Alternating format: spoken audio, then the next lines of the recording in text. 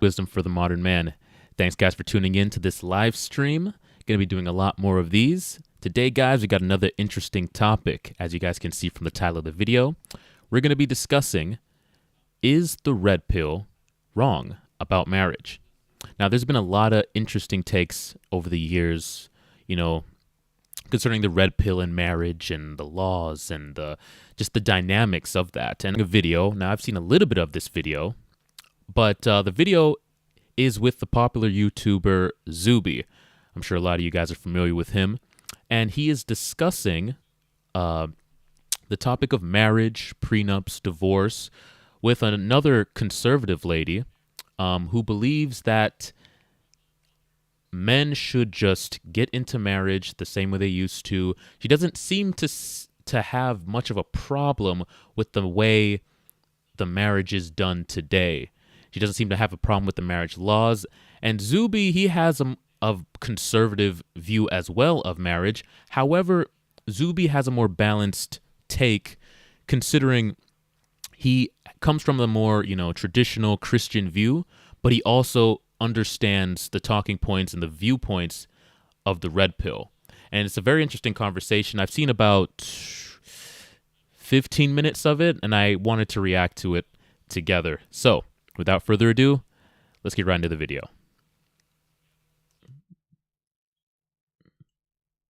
I do see some crossover in the red pill or tradcon space where they're saying some of the same things, but then obviously really key differences. What are those sort of unique insights that you think are true that people need to hear? Yeah, sure. Boy, where do we begin here? Going back to the tweet and what I understood your position to be, which is that if you are a man of means or a woman of means and you are entering a union, you should ensure that you can protect those means in case something goes wrong in the union. And I think that general approach to marriage is not a good one. Okay, so and not one we should be recommending at large. That's my position. Yeah, my point is simply whether or not someone has a prenuptial agreement. They have a prenuptial agreement. It's either you have the default from the state or let us set the terms. Hey guys, welcome back to the Lila Rose podcast. So I just got finished having a conversation, a very long and great conversation with my dear friend Zuby, and he is in town and we were filming for his podcast.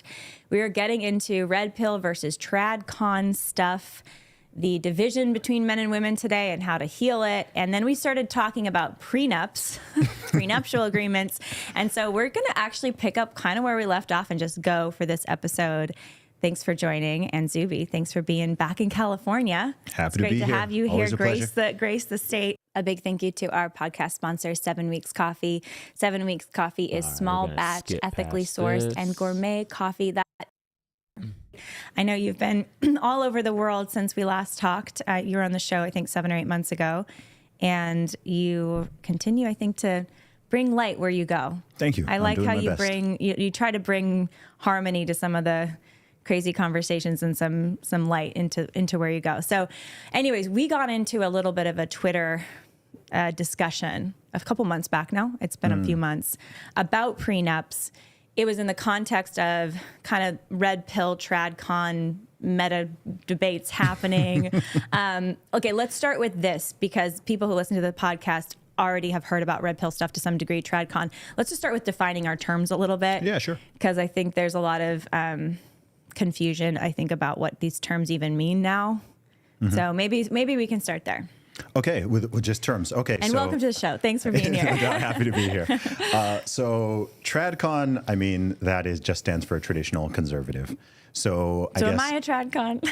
Yeah. Pretty You're much. Catholic. I mean, you can't really get more tradcon than but tradcons can look different. Yeah, of course. I mean, you could have a Muslim tradcon. You could have Jewish tradcon. I guess could you have non-religious tradcon? I guess you could, but would be so rare that it might not be worth discussion.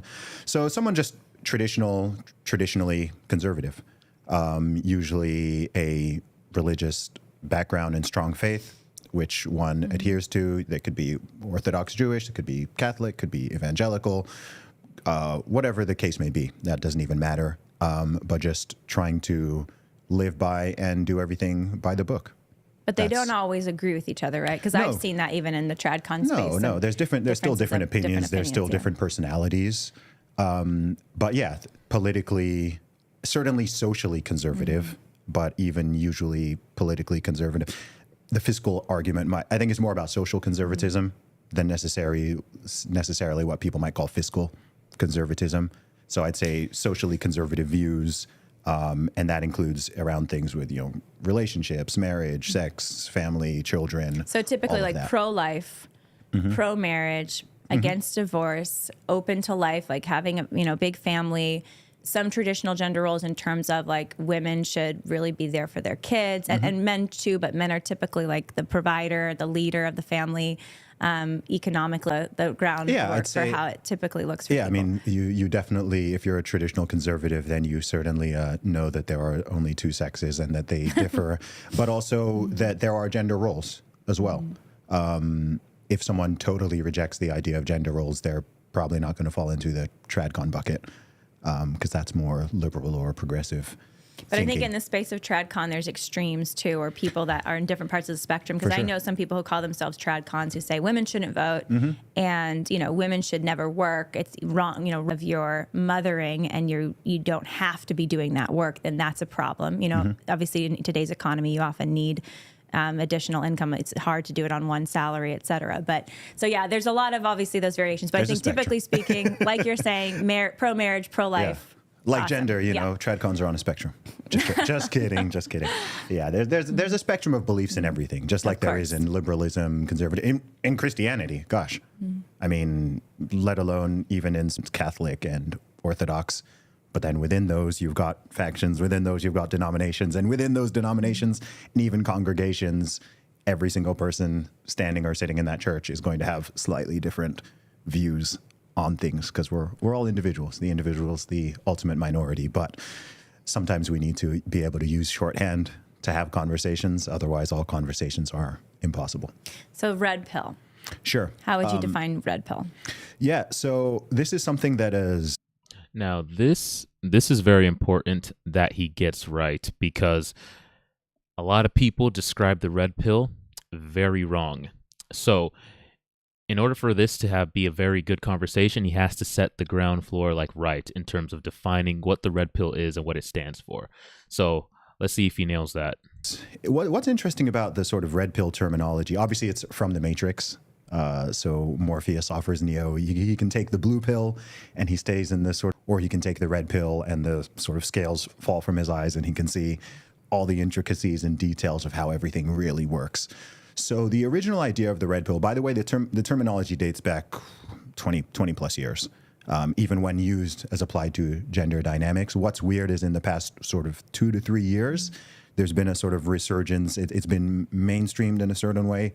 At least online, there have been a sort of handful of influencers, YouTubers, podcasters who have made people aware of the term in a way that they weren't before. In its originality, I've got to give credit to a man named Rollo Tomassi here, because he's kind of the person who sort of wrote the foundational text. 20 years ago? Man, when did the first Rational Male book come out? I mean, I think he's been blogging for about 20 years. The first book, I think, came out over a decade ago. But sometimes he tweets at me, actually. Oh, yeah? Okay. Yeah, Yeah, man. Shout out to Rollo Tomassi. I've actually read his book. It's really a red pill, the manosphere, just trying to get the general understanding of this whole space and this new mindset. Definitely a good book to go for. Definitely. The Rational Male. Look it up. I got the audiobook, which is also really good. Highly recommend it. The Fresh and Fit podcast recently came out. Myron from it saying he wants to host a conversation. I think you were. I know there's. I'm happy to moderate it. Tweets around, but I told Myron I'm down. I'm open to doing. It's a weird space because it'd be great to have you there to moderate. I'm connected to everybody. Yeah. So it's kind of strange when I see some of these battles and things going on online, or all the back and forth, because I'm like, I know every single person here. I've recorded with all these people. I've met all these people in person. So there's this disconnect that typically exists between these two worlds. And I'm meaning there's assumptions about agreements and disagreements that are not actually in reality. We actually agree on these things or disagree on these. The thing though with the TradCons is the only thing that they can kind of agree on with the red side of that, they kind of disagree on a lot of things, a lot. But the thing is, the red pillars, at least the main ones, the main people in the space keep calling out the tradcons to debate, to discuss these topics in person and really challenge their views. And the traditional conservatives are definitely scared. Like, nobody is taking them up on it. Maybe one or two will actually jump in the mix. I know Candace Owens did. I know, what's his name? Crap.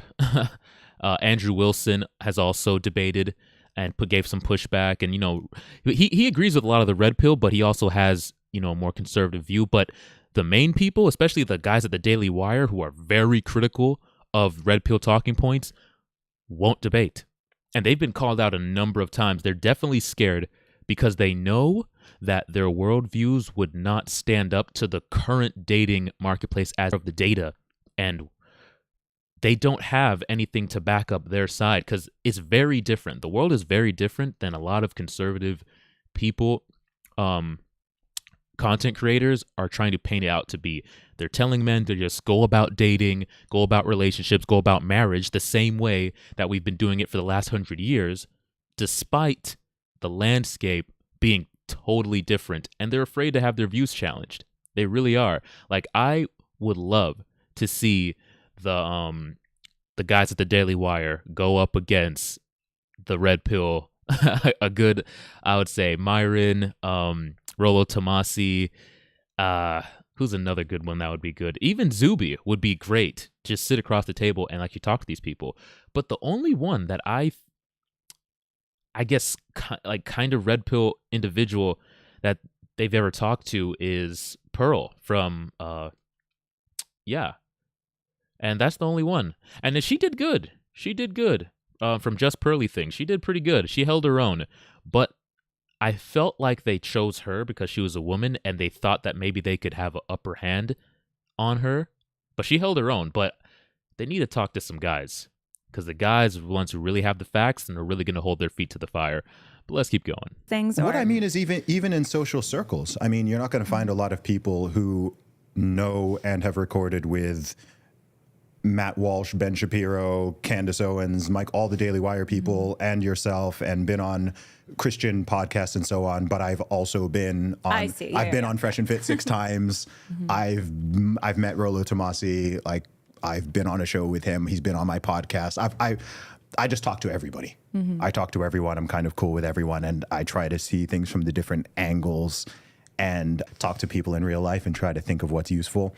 But In proper terms, I guess red pill is not supposed to be an ideology, but a praxeology, just a way of understanding the world and the nature of men, the nature of women, how those gender dynamics interact. It's not supposed to be something that gives prescriptions or advice or says what is right and wrong. It's just like, this is how men are.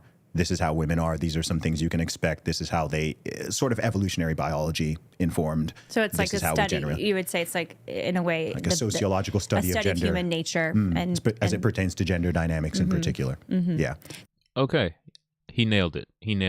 I was a little worried, but he definitely nailed the red pill because a lot of guys get it wrong and they just view it as a bunch of advice. Honestly, it's just data.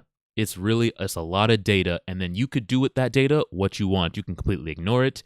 You can apply it to your life. You can use it to get a wife. You can use it to get girlfriends, multiple girlfriends, whatever you want.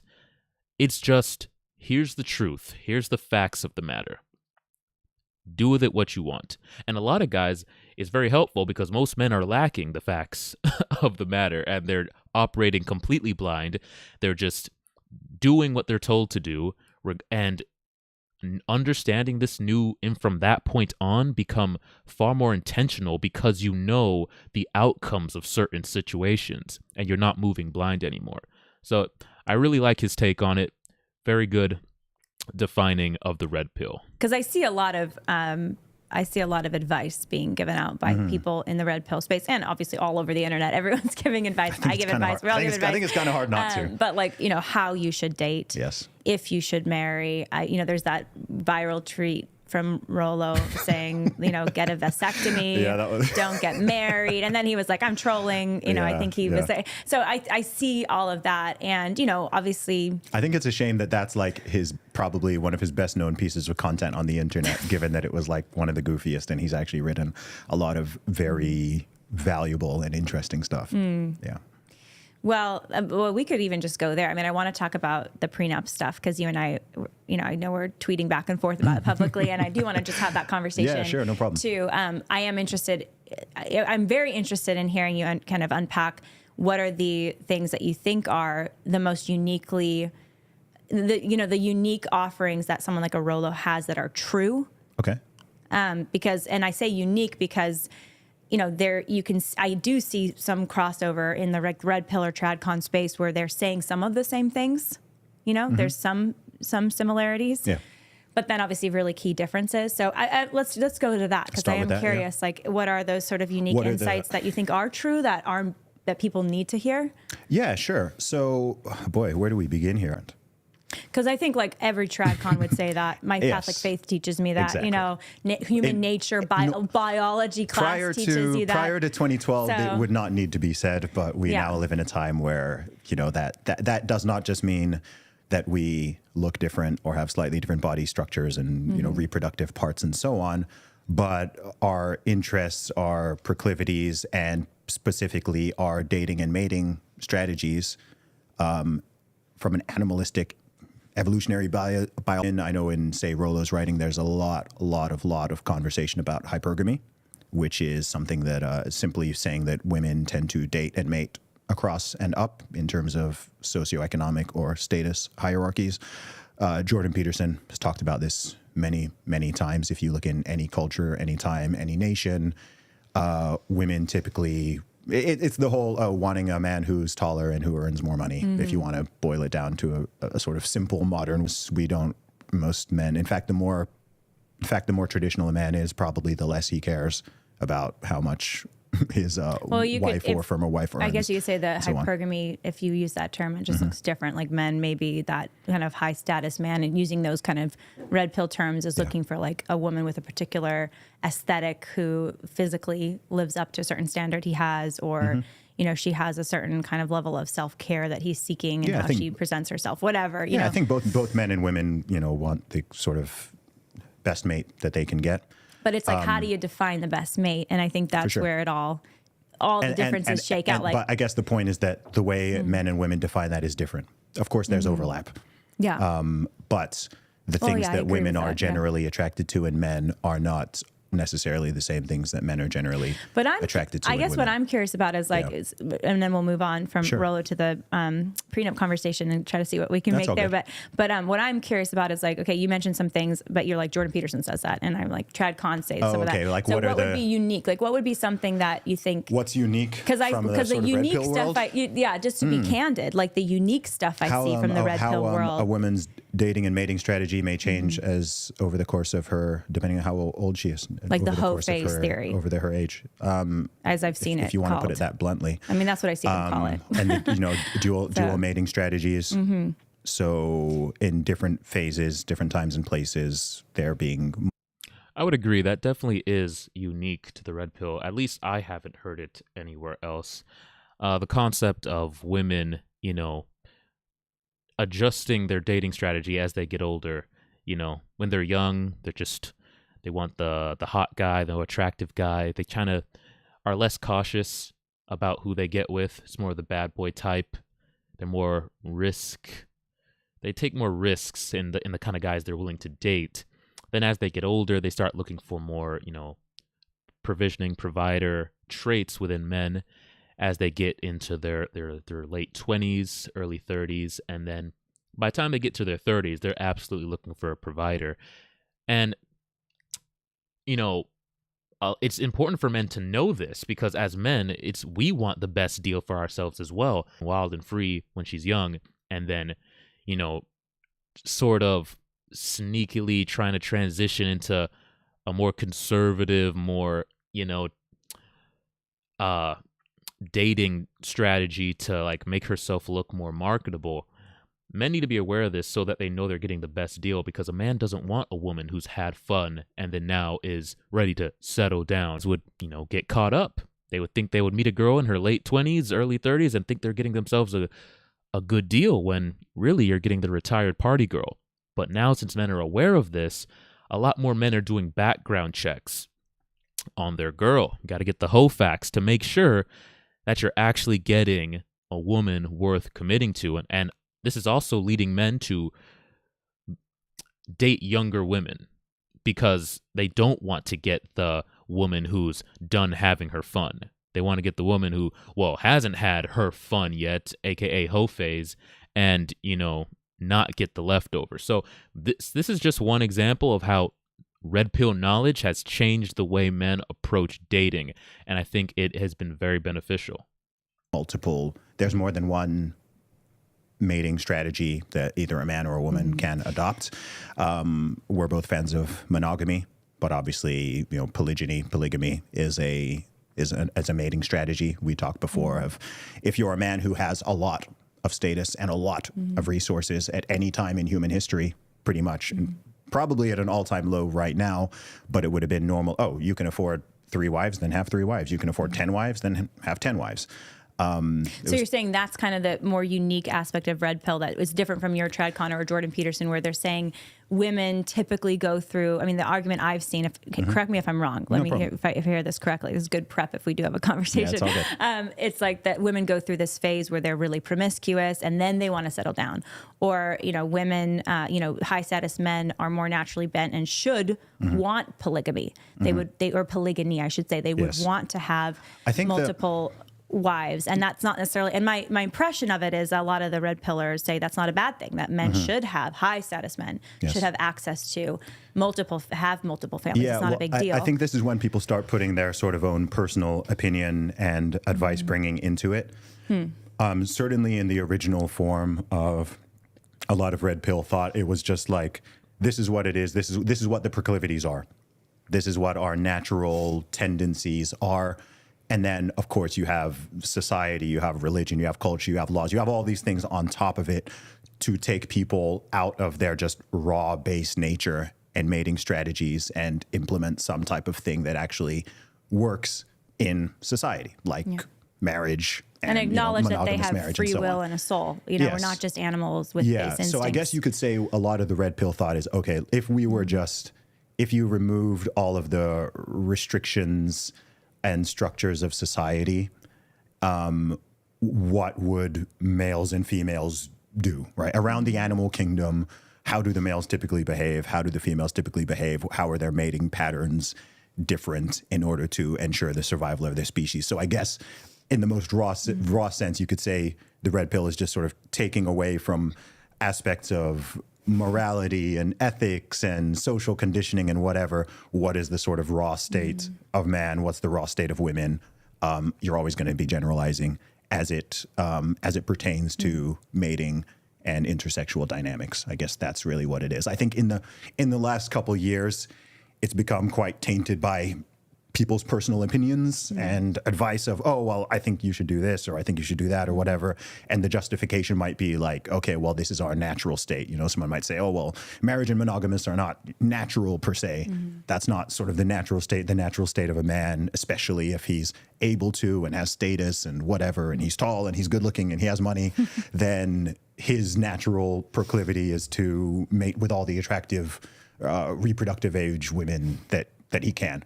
And then some people will take that a step further and say, okay, and that therefore he should. Where I think, we'd both be like, no. And I see that is where the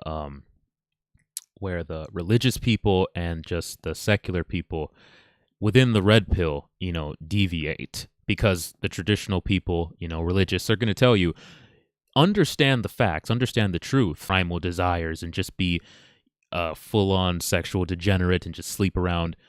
Whereas if you're a secular guy, then I can see why you would just engage recklessly, and because there's nothing really any higher calling that would lead you to act differently. So you gotta, based on where you fall between those two things, whether you're secular or facts, because I actually want to find myself a decent wife. I don't really want to know the facts so that I can sleep with a bunch of women. But like I said, this is a data packet, and you can use it however you want to. I choose to use this to find a respectable woman worth marrying.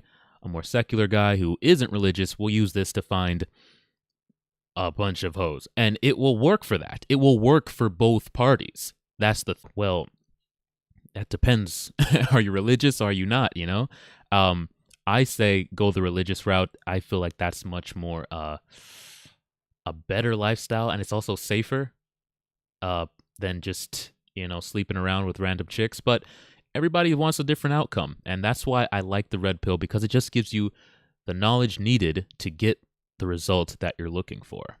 That's not right. That's not right. That's not moral. That's not appropriate. That's not good for society. That's not good for individuals. It's not good for children. But yeah, this is when people start overlaying, I think, their personal stuff on it. Well, it's interesting because it all comes back to the question of like, what is human nature? Like, what does it mean to be human? And also, what does it mean to be a man and a woman? And if, depending on your answer, you can come to very different outcomes in how we should behave, or what is acceptable, what are acceptable ways for us to behave. And so I think if your view of like a man's nature is that he is, you know, animal, and which he is animal. Humans are animals, you know, we are creatures. And therefore he should, you know, he has this urge to, as you say, maybe procreate with all these, you know, reproductive age women, whatever, right? But then you remember, like, man is animal, but man is also soul. He's also rational, and he's also given this, the gift of the intellect. And we know, based on, you know, what our intellect can teach us, that we're not just to, you know, not just that we aren't just to behave like animals, but it's also not good for us to just behave like animals. Like, you know, it actually brings a lifetime of sorrow to have, you know, 1,000 sexual partners. I don't know about that. I think it brings a lifetime of sorrow for women to do that. I still don't think it's good for man to do that, but a man isn't it. But he's not going to feel as though he lost value within himself. He'll be like, man, I really wasted a lot of time. Like, when I think back, like, man, that was just a lot of wasted time, a lot of wasted effort. I mean, I got the result I was looking for, but when I boil it down, it's like, what did I really gain from that? You know? Like, when I was previously learning game and just, you know, going out to the nightclubs and the bars, because I actually was putting in that dedicated time, specifically because I wanted to get good at getting girls. Like, that was the dedicated effort. I hate the club. I hate bars. I hate the nightlife. That is not my vibe. I was putting myself in that uncomfortable environment to specifically learn how to do the cold approach. I was watching a bunch of YouTube videos. Time, it was worth it. And it was definitely something I knew I needed to do because it was a skill set I didn't have. And if you want to get a girl, even if you want to get a wife, you got to know how to get girls. So at that point, it felt very valid. But then after I gained the skill set, I still continued to do it. And at that point, that's when I started to feel like, okay, I already know how to do this. I've done it a million times. I can easily repeat this. I can get multiple girls if I want to, but why am I still doing this? That's when it felt like a waste of time and just useless and empty and just plug and play. And yeah, so I think a guy, if he spends his a large portion of his life just, you know, hoeing around, he'll look back after, I don't know, 5-10 years and be like, man, yeah, that was really dumb. That was really, I could have used that to be more productive. Now, a woman who spends her time, a large portion of her life, hoeing around, she's going to come to a realization at some point where it's like, man, I lost, like, I cheated myself. And just, so I think the two view that differently. And then some guys won't feel anything. If they had a lifetime of just hoeing around, they'll feel like they lived. I've lived, and I had a great time. And that's what I think the difference is. So with men and women, it's different. For women, I absolutely, definitely don't think that they should engage in that kind of lifestyle. At some point, they're going to feel used. A man, he might not. He might feel great. He might feel absolutely great afterwards. Or he might feel like he wasted his time and he could have been doing something more productive. So it's amazing, though, to see that, you know, even if we behaved purely like the animals and followed our base instincts, it would not bring some sort of freedom or happiness. It would actually bring total We've run the experiment. civilizational demise. We've quite literally run the experiment. It wasn't that I was not alive in the 1960s, but it seems like across the modern Western Anglosphere, the 1960s was this whole rise of the free love or whatever someone wants to call it, the sort of hippie movement, massive liberalization of all of these social standards and religious codes and so on. And 60 plus years later, I think we are very much seeing the consequences of it all. That's what we're living through. That's what we are trying. And it didn't seem to really make men and women happier in general. It seems to be causing quite a lot of mental health problems, let alone all the children growing up in places, households with absent fathers, rise of single motherhood, rise of abortion, actual rise of unwanted pregnancies, which ironically came out of after the pill. There were more unwanted pregnancies than prior to it, which people would not have expected. So, we're trying to untangle the mess now. Yeah. So I think the biggest sort of concern about red pill is where you take the raw human nature analysis of like the man versus the woman, and you can kind of draw different theories or conclusions around it, and some may be more or less true or more or less not. But then you start to add on the praxeology of therefore it's okay or it's understandable for you to just go do this, and we're not going to, you don't be too, and then you add on that, and that's what I see the most of, honestly. And that's where there's the biggest disagreement, right? Yeah. So anyways, it would be very cool, I think, to have that conversation. I'm totally down. We'll see if it materializes. I'm due in April.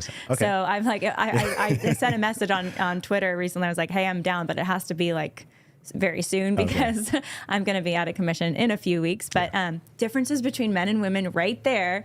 I respect it. Yeah. I respect it massively. Thank you to our podcast sponsor, NeeMeSkincare.com. I'm very picky about my skincare products. I always skincare.com. We also were talking on Twitter a little bit about prenuptials because you had a tweet that came out. I can't even remember how the conversation started. I think it was because you tweeted something.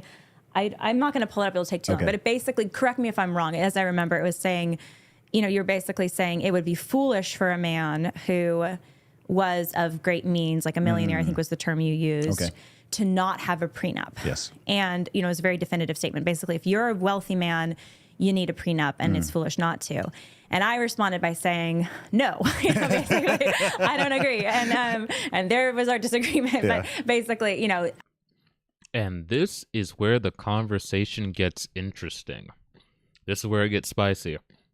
And this is where I'm going to have a lot of talking points. But let's keep going with the video.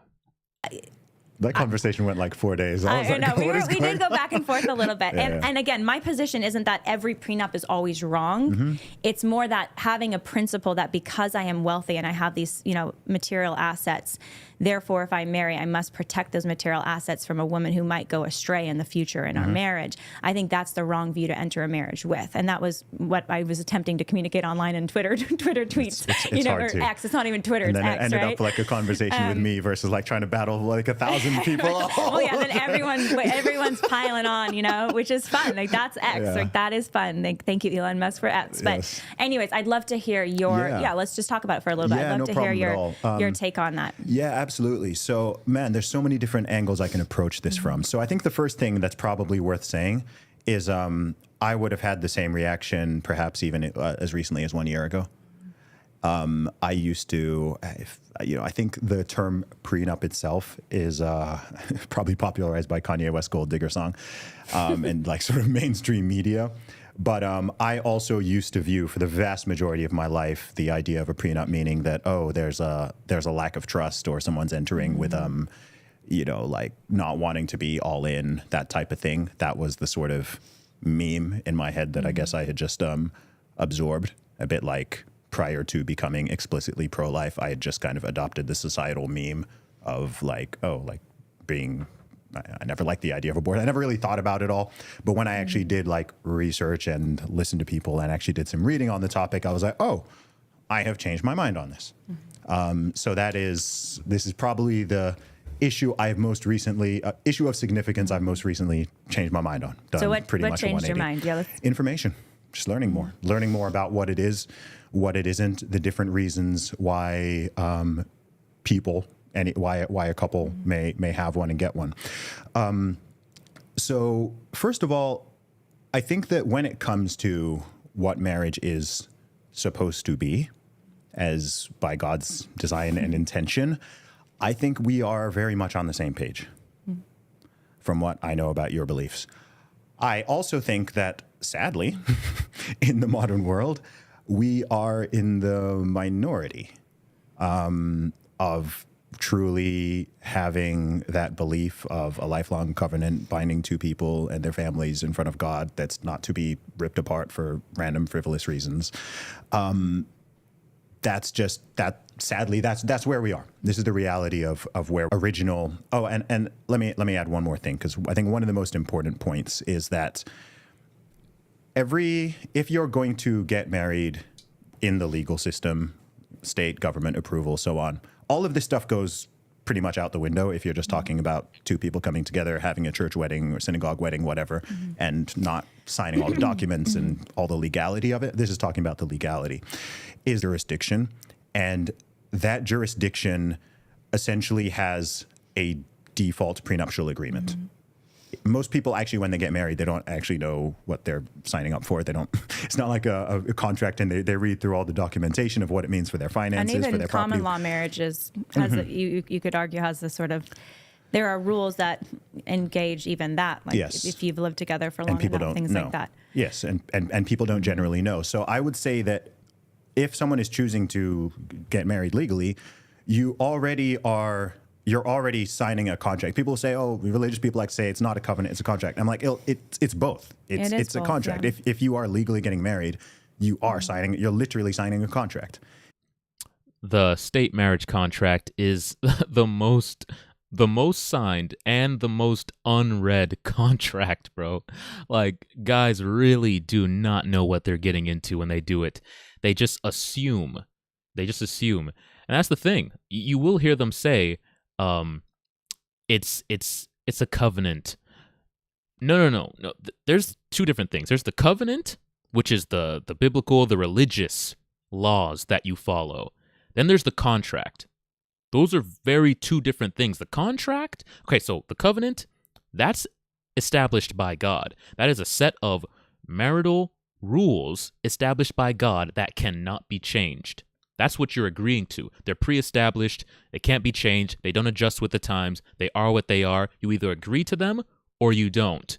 That's the covenant. Then there's the contract. That is assigned by the state. It is subject to change based on lawmakers, right? The government, the lawmakers, and it is made by man. What do I mean by that? For example, if you attempt to marry a married woman based on the covenant of the religious, that isn't valid. God doesn't recognize that. The state, however, will recognize that. If you try to marry a divorced woman, the state will recognize you as married, but God won't recognize you as married based on the set of laws that the religious govern themselves by. And so, you see, there is a deviation. There's a difference between the state and the covenant, right? And the thing is, women want you to sign the state contract, but they don't want you to negotiate the terms, right? Because the covenant, it can't be negotiated. The laws, the rules are already preset. They're concrete, ironclad. Accept them or not, right? The state contract, though, those can be negotiated. Those can be adjusted. Those can be changed. The means in which a man can adjust the terms to be more beneficial to him. But women don't want you to adjust the terms of the contract because they know that the default terms of the contract benefit them and put you in a compromising position. So this idea that a prenup is somehow evil, is somehow malicious, no, it's not. The default terms of the contract are evil and malicious, and the prenup is actually a means in which you can make it more fair to both parties. And in fact, it benefits you in the prenup to make the prenup fair. It's shown that it's somehow skewed in your favor and the other party is just like doesn't get a lot of benefits and it's just uneven and unfair. That raises the likelihood that it's going to be thrown out. So it actually forces both parties to engage in this from a very fair standpoint where we can negotiate the terms, what works for you, that work for you. Okay, cool. We can shake on it, agree to it, put it in paper, put it in writing, and now we all feel, secure within this relationship and knowing exactly where we stand. But women, it's going to favor them heavily and penalize you heavily in many different ways. But let's keep going with the video because they're going to get into more of this. And it's not only one of the most important decisions you make in your life, it's also the most important financial decision you make in your life. And there is no other contract where people would not, that's of significance, where people wouldn't read through the terms and actually, even if they can, negotiate it to be what they would like it to be. So my point is simply whether or not someone has a prenuptial agreement, they have a prenuptial agreement. It's either you have the default from the state or as a couple, man, woman, who are like, hey, we want to do this thing. We want to be together, whatever. All it's saying is let us set the terms. So, I mean, I hear. Before they continue, I'm going to be doing a lot more live streams. But let me know what you guys think. Is the red pill wrong about marriage?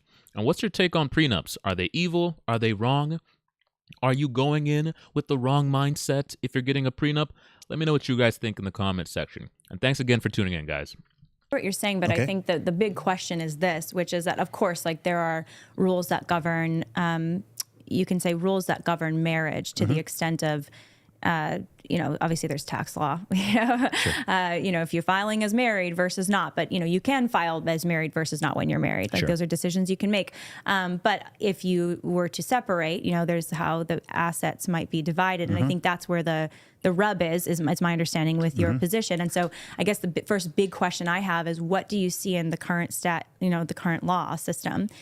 Because it sounds like, again, your tweet is So you have should the term I million. go through? Yeah, should I go let's through do what that. I think what are the potential benefits of? Well, let's start with creating the a prenuptial existing law, agreement? because you were saying the existing law is basically a prenup that governs if the marriage dissolves or Yeah. divorces. So what would you say are the issues, maybe the top 3 or the top 2 with the existing law that are unfair in how they govern, how kind of a divorce settlement court might treat, the assets of the divorcing parties or something? Okay, so it depends on jurisdiction. There are places where premarital assets are completely off the table.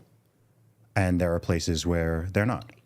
So again, this is coming back to there's already a default prenuptial agreement. So someone might be living in a place where Like the nation, like America versus UK and a versus nation in Dubai a state where, so let's say someone's getting married and they're 40 years old. They've been working for the past 22 years. They've accumulated assets. They own properties. They own a company, or they've got a stake in a company, whatever it is. They have stocks. They've got whatever it is, all accumulated before they even perhaps met, let alone married. Oops. It's just people, Okay. right? There we go. like you have an inheritance as an Yeah, example. so you've got whatever, Yeah. whatever the case may be. And so I think it is obvious that any premarital assets in the godforsaken event of a divorce, that should not even, that should be off the table. It shouldn't be, I bought a property when I was 25 years old before, 18 years before I met this person, and somehow they're entitled to, that's bonkers. That should not even be a thing. I'd be curious to unpack that a little bit, sure. because I think, for example, let's just take a scenario, and let's try to talk about maybe America and UK, just Yeah, to no kind of, because you conversation of, if you're a millionaire, you need a prenup kind of argument that I was trying Elon to should kind not of get married engage. with that one. Should Elon get married? I don't know. That's another question. Anyways, I wish he'd. By the way, Elon Musk, who I think he's done some really interesting and amazing things, but he has all these children, and he had, I think, 4 or 5 kids with his first wife. Yes. So it's just and not to pass judgment, because I don't know his personal circumstances, but it's like.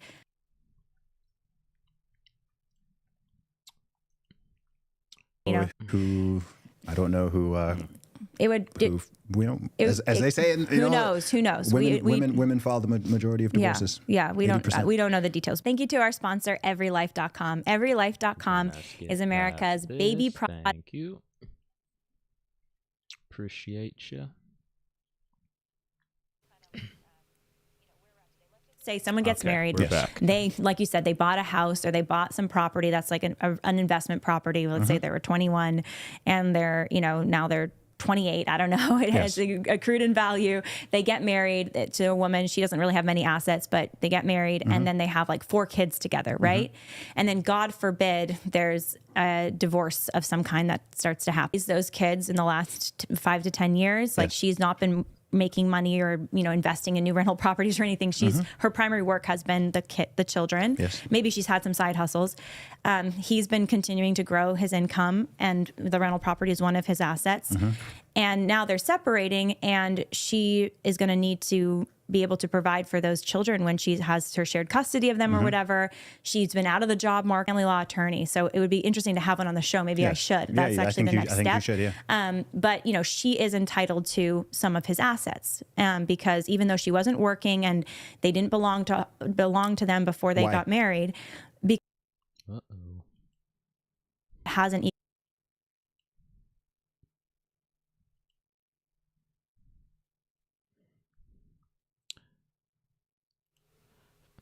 Forgive me, guys. We're having some technical issues here. Second stream, so, we're going to work out all the kinks, get this flowing smooth in just a second. I think we're back. You can't write off as nothing. But why would she be entitled to the premarital assets? Well, that would be a question of like how much of it she's entitled to versus not. I think in part because but perhaps an even more in part because I would say they're growing in value. I would imagine during their marriage. But it's his. But when he married her and she chose to invest so much of her time and heart in raising those children, like what is his became hers. Is the huge problem, and as long as the law remains that way. I agree. I totally agree with that take. Because, well, not with her, with Zuby. That is a huge problem. Because here's the thing. There is there's this misleading concept of the stay-at-home wife, right? She painted this picture of the stay-at-home wife. She's, she forgoes a career to stay at home with the kids and, take care of the household, take care of the family. She doesn't make any money.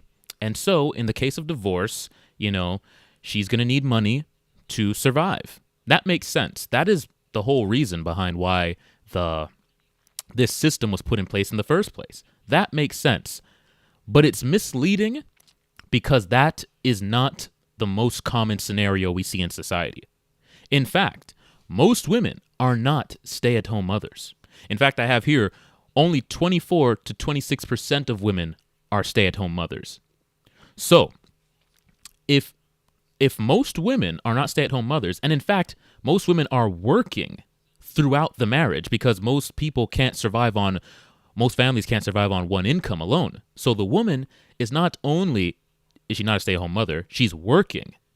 And a lot of these women have careers because more women than men are graduating college with careers.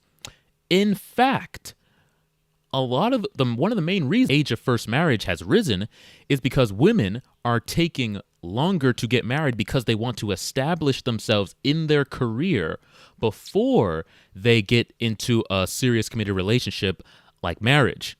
So, which paints a very interesting picture because these same women who intentionally put themselves in a situation where that they're going to college and getting all these degrees is because, well, I don't want to be dependent upon a man.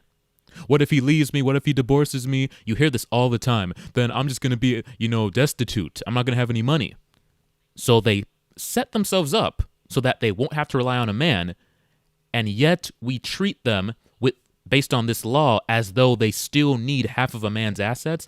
Like, that doesn't make sense to me. Throughout the entirety of the marriage, and yet they still need half. Why? When they can take care of themselves.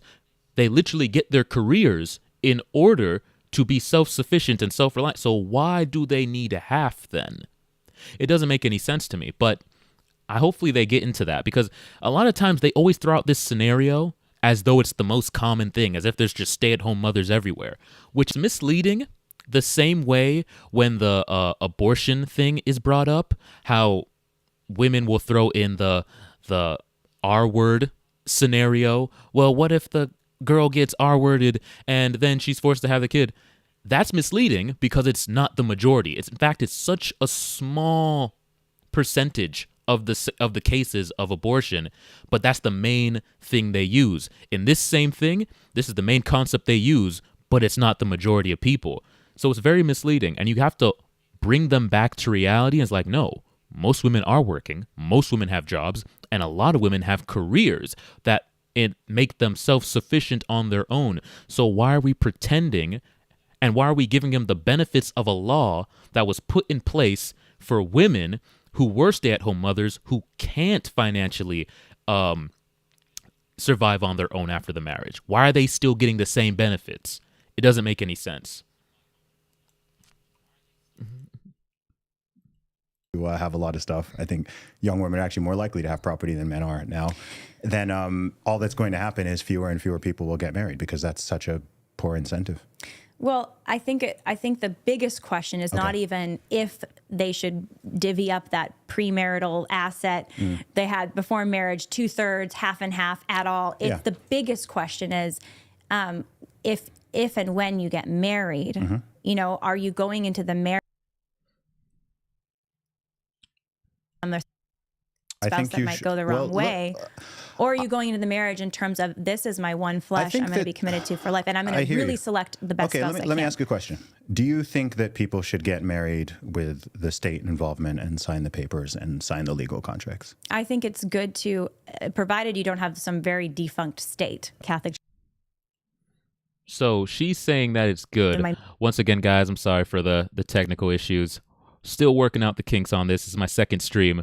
But he just asked her a very straightforward question. Does she think it's good for people to, well, let's be very specific, men to sign the state contract? And she just said yes, barring some extreme example of a corrupt state situation, which I would say we're currently in. The system is very corrupt. But she said generally yes. And I hope he presses her on why. Like, what is the benefits to a man to do this? Because you have to, like, really flesh this out. What are the benefits? What are the risks? We understand why women want this. Everybody understands why a woman wants to get married and wants a man to sign that contract. But we have to get into why should a man do it? And the thing is, they never want to talk about the incentives because they know there's no incentives. Everything we do in life, we do because of incentives. Even having kids, you know, we do it because we want to reproduce. We want to our lineage to go on. Everything we do, there's a reason behind it. But for some reason, they don't. That doesn't apply to marriage, to signing this document. Nobody signs a state document, right? A contract without it being very clear what benefits they're gaining from signing said contract, especially when the contract is so binding and has so many repercussions to one's life. You're going to be very specific on, okay, I get this benefit, I get this benefit. Okay, that makes sense. That looks good. Okay, great. I like that. But in this contract, men just, I don't get it. Like, there's this idea that women throw out that, well, if you love her, you should just sign it. You should sign it because of love. It's like, well, no, because look, there's women who will sign that contract and they don't even love the man. Why? Because the contract has incentives baked in for them. So regardless of love, there's still a reason for them to sign it. Why is that not the case for men? Why is there no incentives for men to sign said contract? And nobody wants to talk about it. They just say, well, you don't love her. If you're not willing to make this extreme sacrifice, you don't really love her. You're not really committed. You know, I find it very interesting that when a woman acknowledges the risks that come along with marriage, what is she acknowledging? She's acknowledging that, you know what? There's a financial risk here. If I get in a relationship with this man, there's a chance that if I don't have my own money, that he could leverage this financial thing against me and I could be in a bad situation. So she acknowledges that and she takes action on it. I'm going to go out, I'm going to get a career, That way, in case of anything going wrong, I will be self-sufficient and I'll be taken care of. That's totally fine. We champion them for that. You go, girl. That's smart. You go ahead and do that. But should a man acknowledge the risks of going into a relationship, the financial risks of getting with a woman, and he acknowledges it, one, that's already bad, acknowledging it, and then two, he takes action on it. You know what? Let me adjust the terms of this agreement so that I am in a better situation. He's terrible. He has the wrong mindset about marriage. He's not fully committed. He doesn't really love her enough. For women to protect themselves and make moves that protect themselves, and that's A-okay. But should a man make moves that protects himself, he's viewed as the bad guy, the evil one, the one with not the right mindset. I think that's a bunch of BS. But you know what? Let's keep going with the video. Marriage, I think, it depends on the country, but generally speaking, yes. Why do you think having the state involved is important or good? Because I think the purpose of the state, besides rule of law and defending and protecting basic human rights, is to create an environment for flourishing families. So there's the state contract, the government, the divorce courts. You think they're creating an environment for flourishing families? Really? That's her take on that? From what she's seen, from the data she's seen, from the reports of men, that's what she's taken from that? Flourishing families? You think that's what this... Okay, wow, that was an interesting take, but let's keep going. Would be actually state incentives to get married. But we have state disincentives to get married. It depends who you're asking, because if you're talking to the woman who is giving up, so much of her physical body and her Once again, guys, apologize for the technical issues, but she's right. It does depend who you're asking. If you ask the woman, like I said, of course she's going to say, you know what, this is great. I absolutely want to sign this contract. There's all these incentives. I'm protected. I get a great payout if this doesn't go right and I want to go find myself 5 years later, or maybe I meet a hot guy, at work 5 years down the line. Absolutely. I could just, take my cash out and go live another life. Of course, there's plenty of incentives for women to want to get married. But we're talking about the incentives for men. And that's what they don't want to address. But hold on just a second, guys. I'm going to see if I can get these technical issues under control.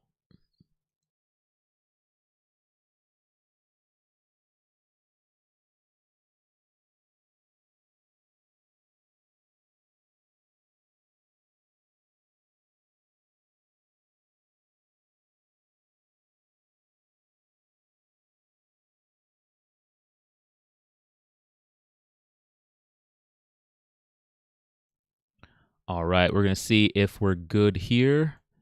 We'll go with that. A little more money, this person a little more money. But that's why I think the general principle about marriage should be all in. We're going to combine our assets. This is as a general principle, right? Again, I'm not saying there aren't some cases where it could be as an exception, not a rule. Okay. Perhaps prudent, especially if the country you live in has some crazy laws, to have some sort of Our country has some crazy laws. What? What? So from her perspective, our laws are totally normal. They're totally fair. They make sense. Like, I don't know how it is she doesn't see the injustice in our law system. Like, she's literally saying right now, as the laws currently exist, it's perfectly fine. Men and women are both getting a fair shake. And it's just, what? What? I am surprised that she doesn't see anything wrong with the current marriage model, the current contract. She thinks it's totally fine. And I think that goes to like the selfishness and the self-absorbed nature of women. They can't really see the perspective of men and just how this situation affects men. As long as they're getting a good deal, men be damned. Like, whatever. They really don't make sure you're not getting screwed over. Because if you rely on a woman and thinking that she cares whether or not this contract benefits you, she doesn't. I promise you, she's only thinking about herself. And that sounds horrible to say. But here we have a prime example of her literally only arguing from the female's perspective. Well, I'm the woman and I get all these benefits, so I'm happy. Okay, but what about me? What about the man? What about the guy you're marrying? Shouldn't he have benefits? They don't care about that. Generally speaking, whether you're wealthy or poor, entering a marriage should be an exercise of an all But in.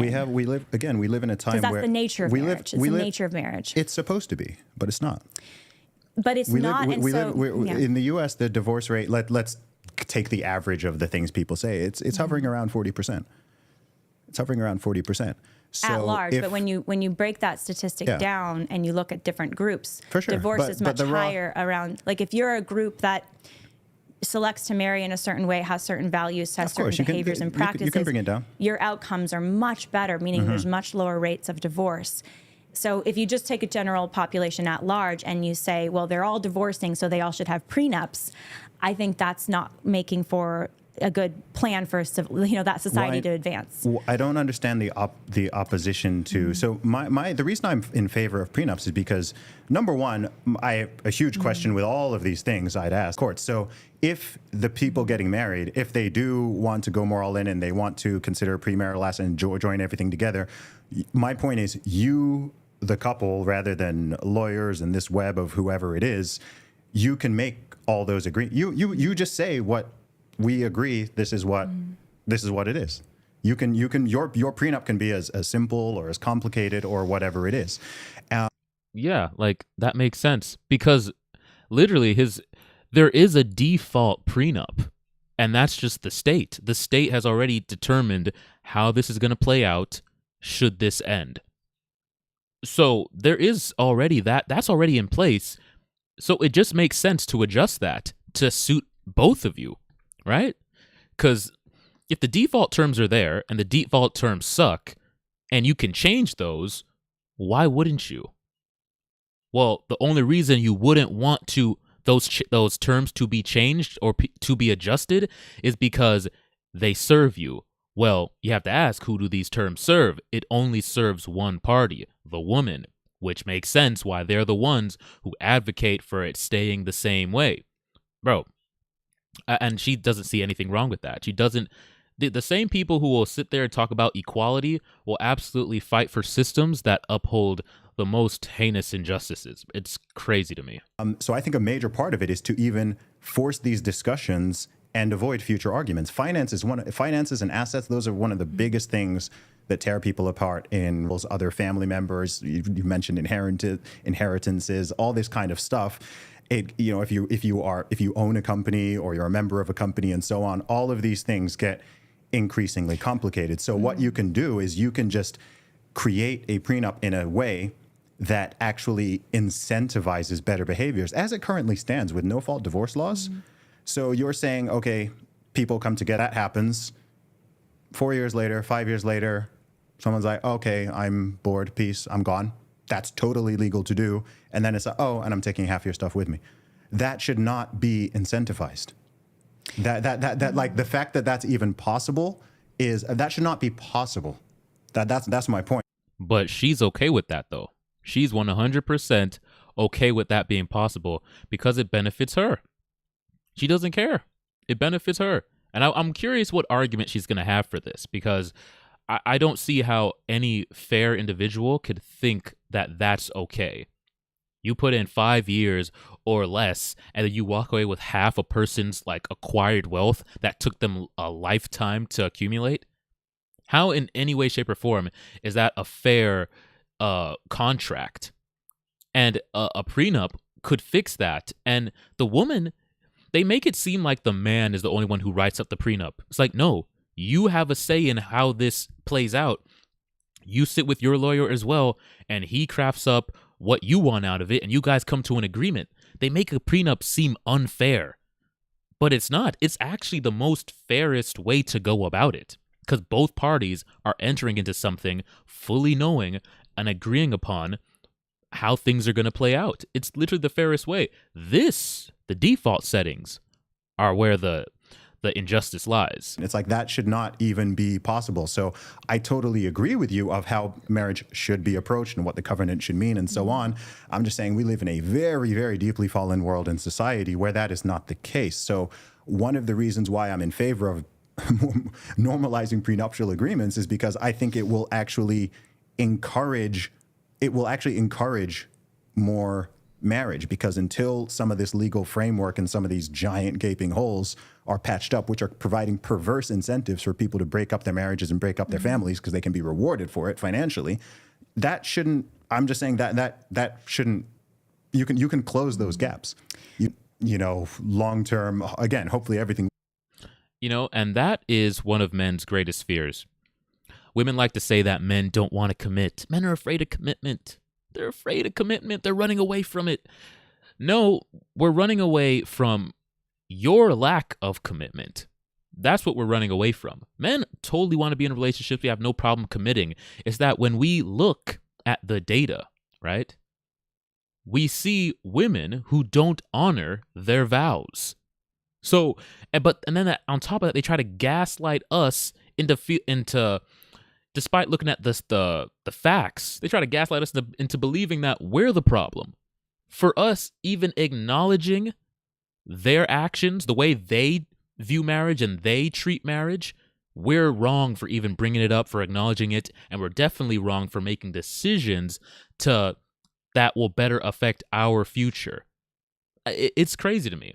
It's absolutely crazy. These things should not be allowed. Works, but it goes through this whole mess, and now there's all this animosity and resentment, and there's fighting, and it's super expensive, and it's crazy, and it's horrible for everyone. It's just like, why not just state up front what it is, and make sure that all parties are incentivized to do this. It also provides peace of mind. Let's take the extreme example. Let's take an Elon Musk. Someone with his level of any woman he marries, in the back of his mind, there's always going to be a concern of $300 billion and I own all these companies. Because it's like, people say, okay, you shouldn't have a prenuptial agreement because it means that you think divorce is even an option. And it's like, well, it cuts both ways, because if divorce is not even an option, what's the opposition to having it? What's the opposition to just agreeing something and saying, okay, look, we're both well-meaning. To me, it's additional trust. It's the opposite. That's true. If we're going to be together forever, then the prenup doesn't really matter, does it? You're not leaving. But the thing is, women always, even the quote-unquote traditional conservatives, still want the ability to use the state to benefit them.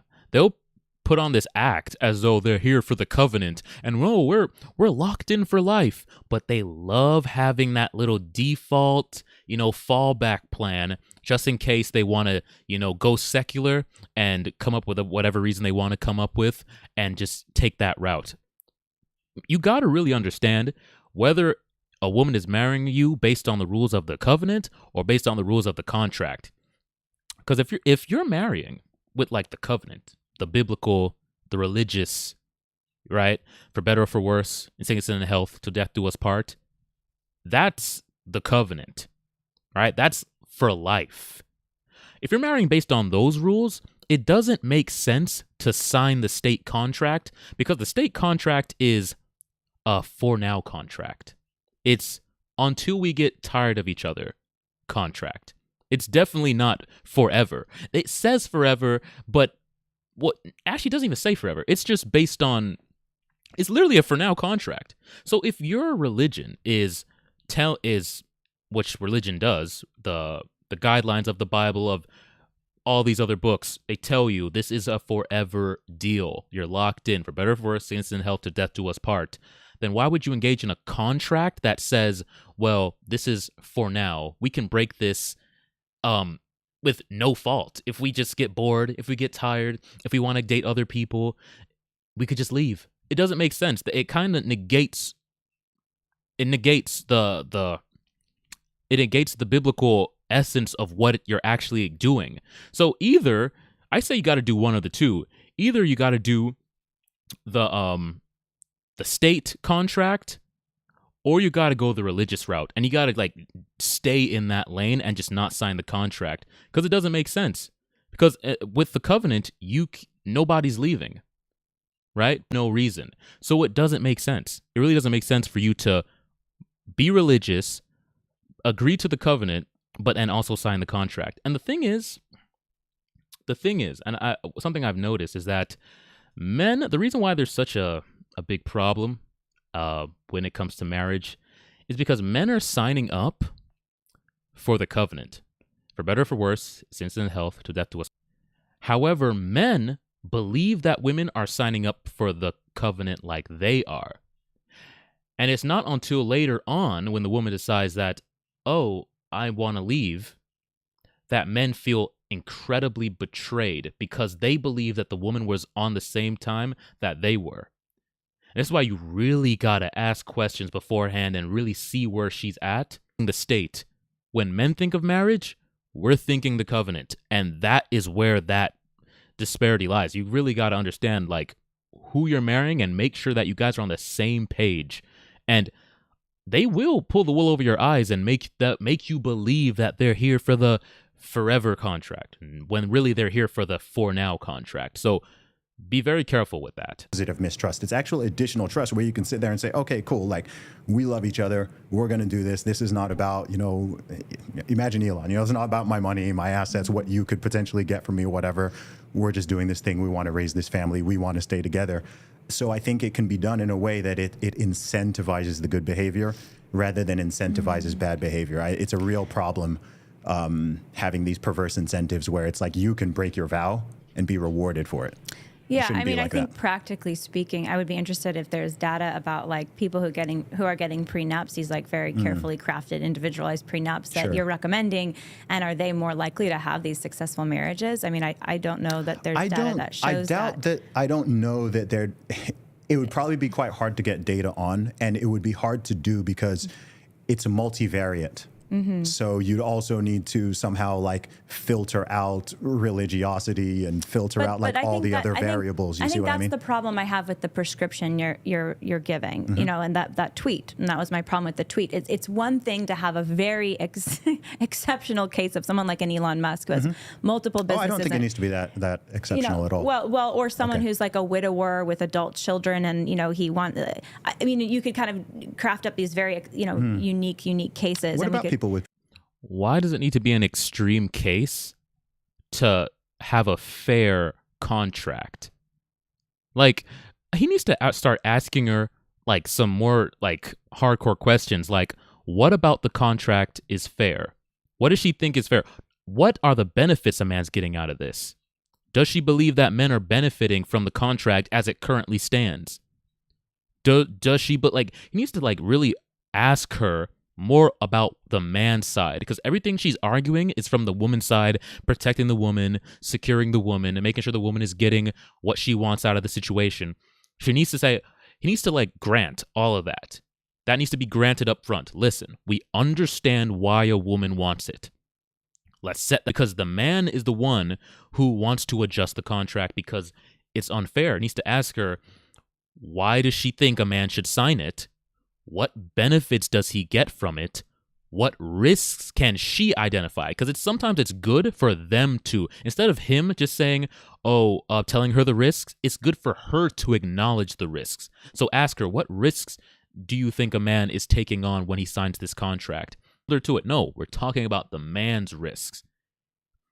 He needs to also ask, why does she believe that this is fair? After he goes through all that and like brings up certain data about the outcomes of men, he should have really like nailed her more on like, here are the outcomes men are facing when they do this. The loss of money, the loss of their children, all these other aspects, this corrupt system. He needs to really hammer that home. And then ask her, based on all this data, all these facts, why should a man for the woman? That's all she's been arguing this whole time, is the woman, and the man should just do it because that's the spirit of marriage. The spirit of marriage. What do you mean the spirit of marriage, bro? Like, there is no spirit of marriage anymore. It's just literally just doing something that completely benefits the woman and puts you in a compromising position. The spirit of marriage is we try this out for 5 to 7 years, and then men are just like done with it. We're tired of just doing this thing only for the sake of women. And we've been told for the longest, like, just to not take ourselves and, our concerns into this situation. It's just put the woman first and just go off of blind love. Well, there's been millions of men who've gone off of blind love in the spirit of marriage and got absolutely wrecked. And men need to bring this forward and just stop engaging in the contract as it currently stands, because women want you to sign the contract. They're not in it for the covenant. They're in it for the contract, and every contract is negotiable. You can negotiate this contract, and if she doesn't want you to, and she just wants you to go with the default, you got to ask yourselves why. Previous children. We could talk. Yeah, if they're children, and the justice that's owed to those children versus, children you may have with your new marriage and like whatever, right? Yeah. But I think that the challenge I have is this prescription of, if you are wealthy, you need a prenup. And I think because you might have some woman that you marry who's not as wealthy who wants your money in the future, and I think that's. If you're a wealthy woman, I guess you could say the same. And I think that's where I think that. Why is she talking about it as if it's like a, illogical or irrational fear? She's talking about it like this like fake thing that doesn't happen times over. This concern that men have is very logical, very rational. It'd be one thing if it was an irrational fear like something women have. Like, one of the women's illogical fears is that a man is going to, they're going to marry a guy, and then when they get older, the man's going to leave them for the hot secretary, the young hot model. The man's going to upgrade and divorce her, and she's going to be destitute and financially just left out and all this other stuff. Well, that is actually illogical, because if you look at the data, it's women who leave most of the time in all scenarios. Women are the ones who leave most of the time. So to fear a man divorcing you when statistically you're more likely to divorce him, way more likely, 70 to 80% more likely, then that's illogical, but it's a fear they have. Men's fear that women are going to leave and take half their stuff is not illogical, but she's talking about it like, oh, it's just this little childish fear that they have. And like, what? This is very real stuff. This is real life that every man has to think about when he's marrying a chick. Women have the privilege of just thinking about marriage in a very blissful way, because there's no real, serious, well, I mean, there can be, but the state protects them in a way that they don't face the full brunt of the consequences of a marriage like crumbling. The man, no, he's getting the full force repercussions of that marriage ending, and the state facilitates that level of injustice. So he needs to press her more on why a man should do this. What are the benefits? What are the risks? Why does she even view this as just in the first place? And he needs to hold her feet to the fire and not let her go back into working. Most women are career women. They have their jobs. They got their jobs, so they wouldn't have to rely on a man. So why in the case of divorce are we still allowing them to benefit from that law? It doesn't make any sense. We're sending the wrong message, and it's the wrong principle upon which to enter marriage. Now, just to be clear, there are I'm sorry. I know I keep pausing it, but women have been sending men a very clear message for a very long time. The message is simply this: we do not honor our marriage vows. That's the message that they've been sending for decades. And you know what? Men have been doing a really good job of ignoring it and just turning a blind eye and just continuing on with the status quo of just getting married and, hoping for the best.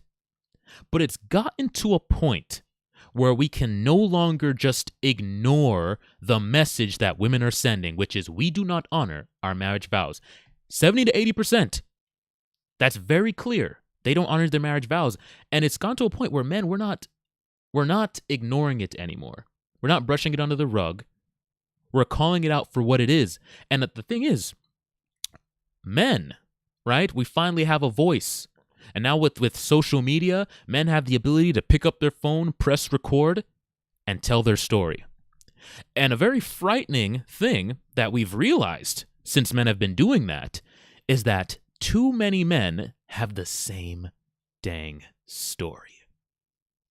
And that paints a very clear picture of a corrupt system.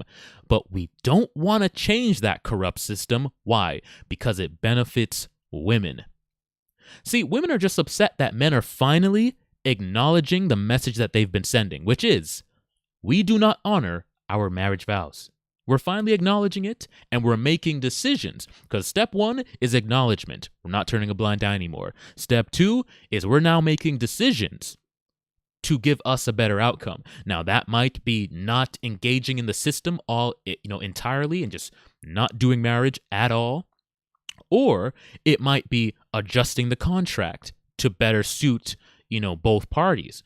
Or it might be saying, listen, sweetheart, I'm not signing that document. I'll marry you, but we're going to do it the religious way. We're going to have a ceremony, but we're not signing the state contract because I'm not down with that level of injustice. I'm not going to put myself in a compromising positions. If you're with me, if you love me, if you're riding with me, then guess what? You're with me in this forever. We don't need to sign a contract where you get to bail out for no reason, right? That makes sense. So, or they're adjusting the terms, or they're going the straight religious wedding route, marriage route, which I think is great because we can't stay on the same track that we've been on for the last 100 years, bro. Like, men have been getting screwed over for way too long. And the thing is, I foresee the laws needing to change. Like, they will have to change. Like, lawmakers will be forced to change the laws at some point because people aren't getting married anymore. And as a byproduct, people aren't having kids anymore. And at some point, our population is going to dwindle down to such low numbers that, guess what? Our lawmakers are going to be looking at the border. They're going to be looking at our military and be like, yo, listen, man, we are in a bad situation. And this is already happening all over the world. So, yo, borders are unprotected and this is not looking good. And based on the data, man, we're going to lose even more because people just aren't having kids anymore. And they're going to be forced to sit down and ask, well, why is that? And they will have to, at that point, listen to men's concerns about, here's why we're not doing this thing anymore. And at that point, they will be forced to change the laws. So I think that it can be used as a tool to push men's rights and the concerns of men forward in a way that never has existed before. Because unless the country is in dire straits, men's issues just really aren't taken into account because men are viewed as expendable. But it's going to get to the point where they need us, right? And so they're going to have to take our issues into concern. So I think we can utilize this, decreased birth rate to our advantage. It's an unfortunate situation, but we need to utilize it because our concerns need to be heard. It's gone way too long without our concerns being heard, and no one's taken us seriously because there's no pressing issue that would require them to really take this situation seriously. But there will be very soon. Give it a couple more years, and the data's looking really bad. Oh yeah, they're gonna come back and watch. There's gonna be a whole initiative put forth, like some of these other countries are doing. Whole initiatives. They have programs in China to facilitate, dating in couples because they see the threat coming where, our population is dwindling. And so now they're really thinking about how can we make men and women come together. And a huge part of that is in creating incentives for men to even engage in the system in the first place. I understand in our, that family who pass on wealth, protect assets, that are affected or not affected by marriage or divorce. So, again, we don't have that family law attorney here. Sure. Do you have a problem with those?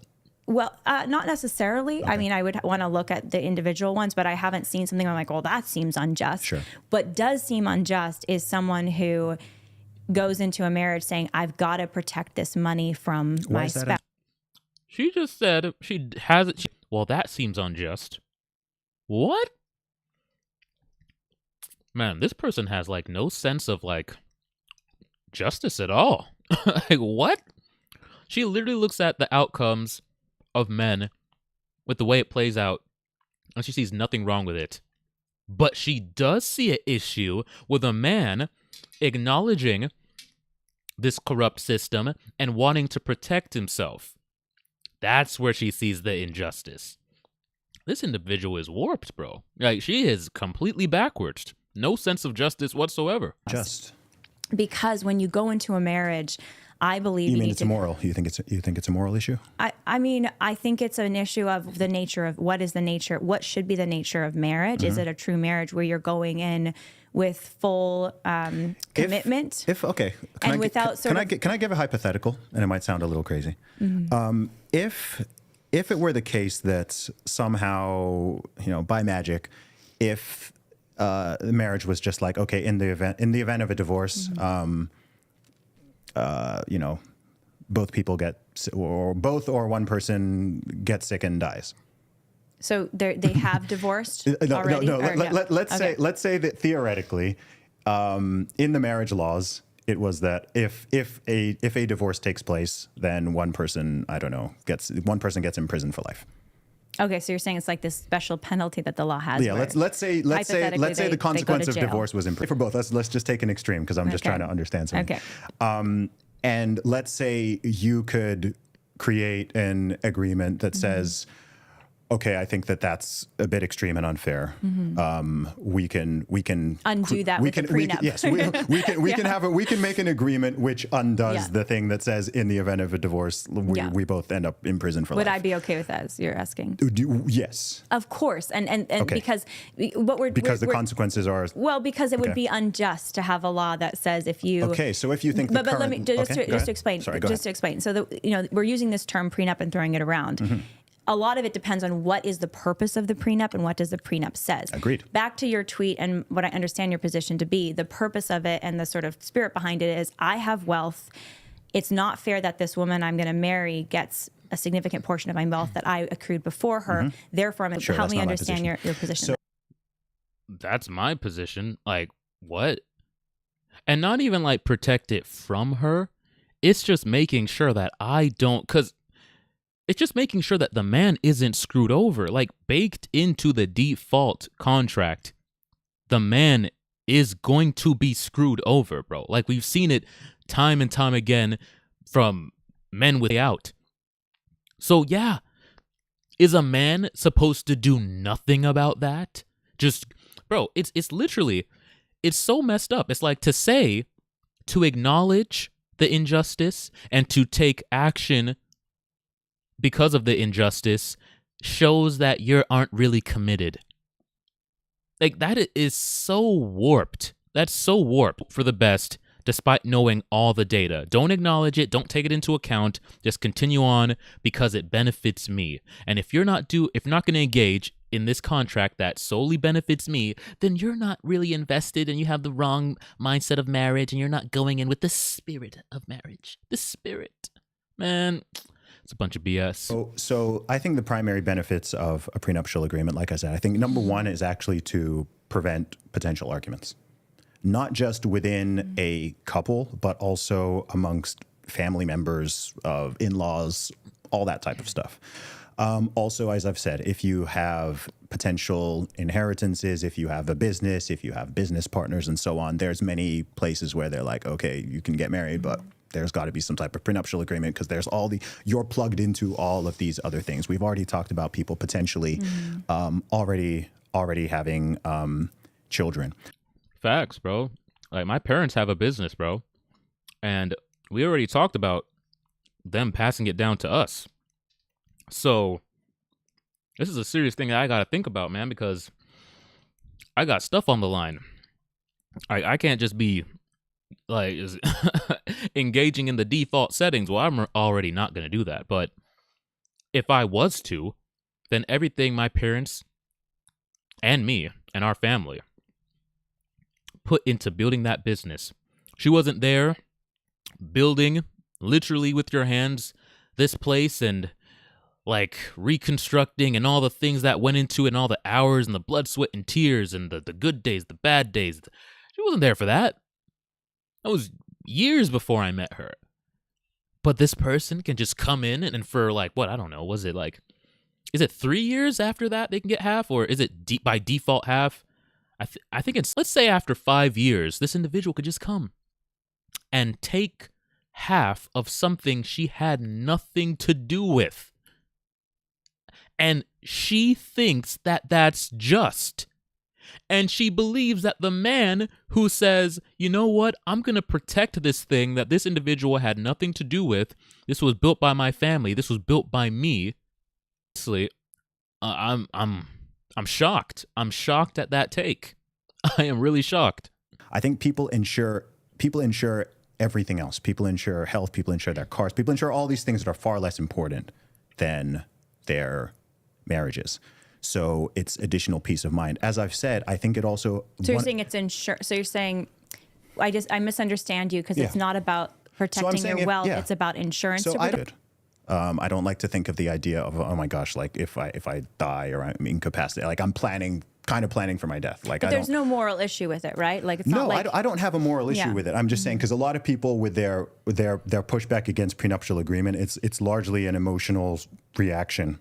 It's an emotional, like, I don't think for me, I think it's maybe not in your case. What I think in my case it is, again, like going back to the tweet and what I understood your position to be, which again, I'm trying to, maybe I misunderstand it, which is that if you are a man of means or a woman of means, and you are entering a union, you should ensure that you can protect those means in case something goes wrong in the union. And I think that general approach to marriage is not a good one. Okay.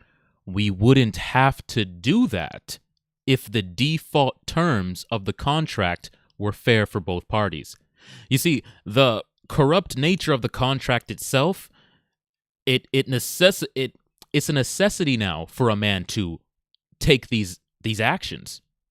If the contract was fair, if the contract baked in had benefits and protections the same way it does for the woman, then men wouldn't have to go for a prenup.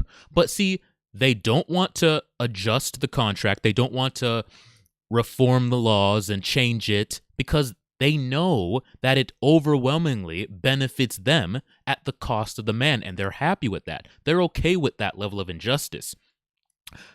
So, but men, we wouldn't have to go for a prenup if the laws were fair. But since they're not, we have to. It's not because we're evil.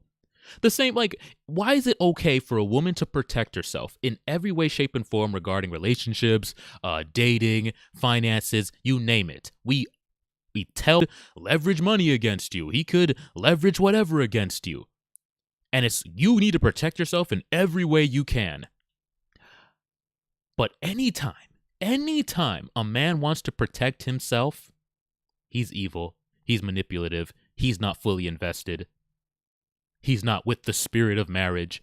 He's not with the essence of marriage. It's like a man is just supposed to just take... And if you're not going to do that, then you aren't fully invested. It's a bunch of BS, bro. Men, protect yourselves, bro. Because women don't care about it. Women aren't making sure that you're getting a fair deal in this. They're definitely not. Most of them have the same takes as this lady, where they're totally fine with the marriage laws as they currently stand. They're not advocating for changes to better benefit men.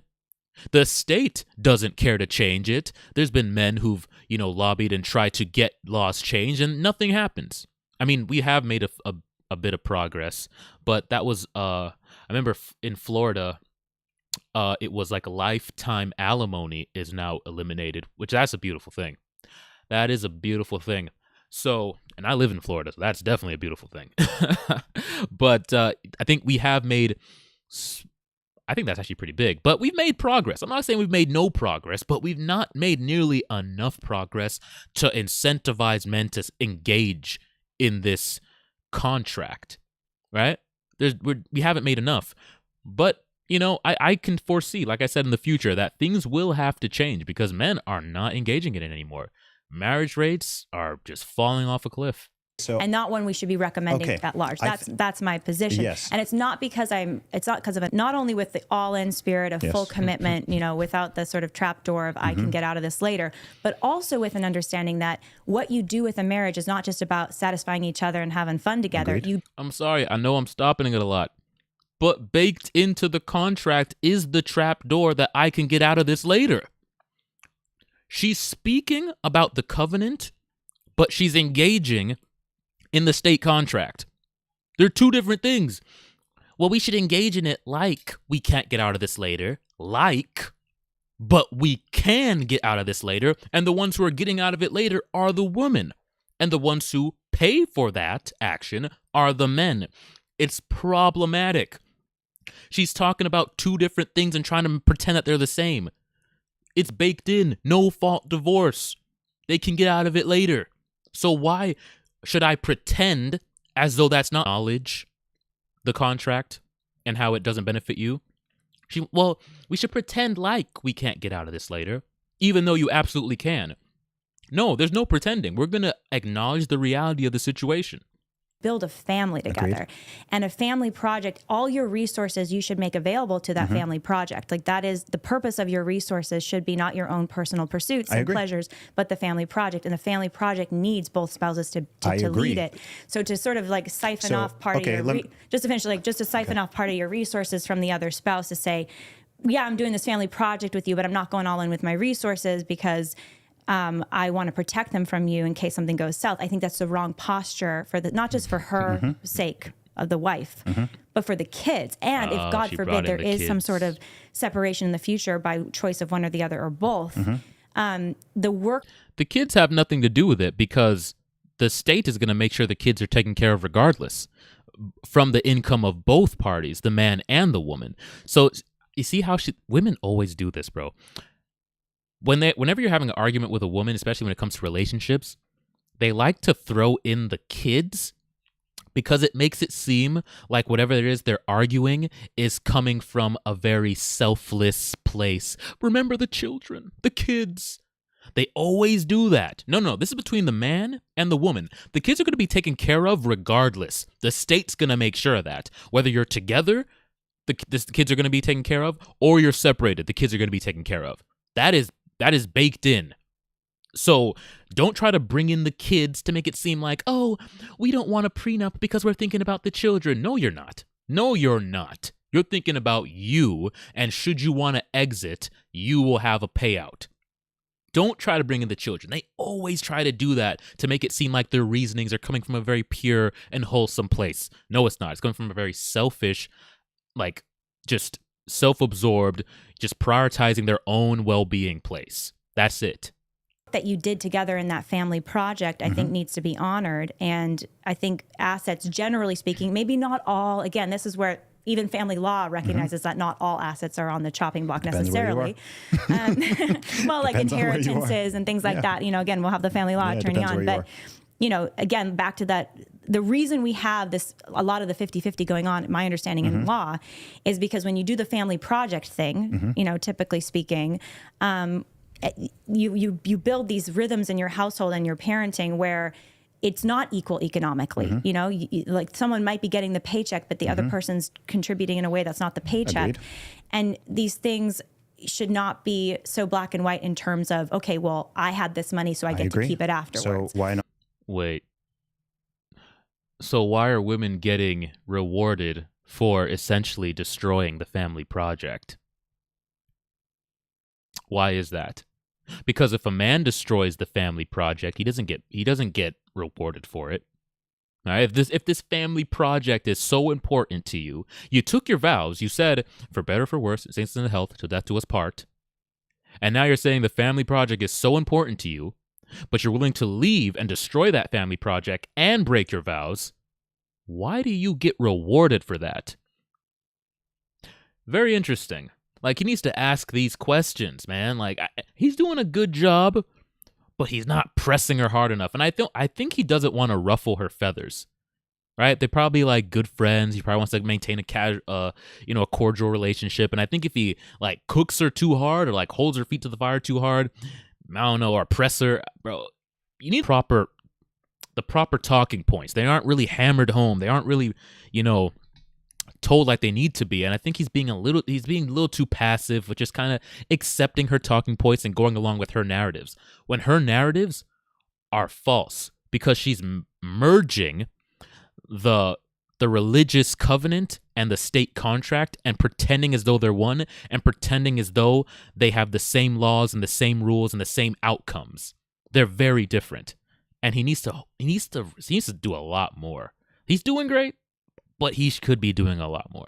Decide for yourself. Why leave it up to the state?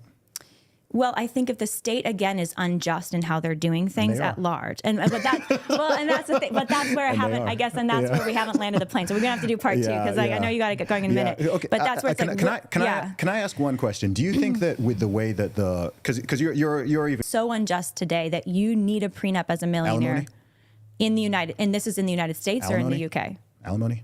So the fact that you why should a man who let's give a scenario. Let's say all alimony laws you would say are unjust. All alimony. I think policy. it should. Alimony laws. Let me think about that. What do you think, chat? Are all alimony laws the purpose of the alimony is just, right? The alimony was because like the stay-at-home wife, whole situation. Doesn't have any money, stayed at home with the kids, forsook a career to take care of the family. It makes sense. That makes sense. But that law existing in the modern era, when such few people are stay-at-home mothers, but they're still reaping the reward of alimony, like it's turned into like it went from, okay, you didn't work, you didn't make any money, so therefore here's something to survive, to you were with this man for X amount of years, so simply by just being there, like earns you this amount of money. Like you are owed this by simply being there for X amount of time. Like regardless of whether you were like, even if you were working the entire time and you have your career that's making you a bunch of money, because you were there as the woman, you're owed this money. That doesn't make any sense.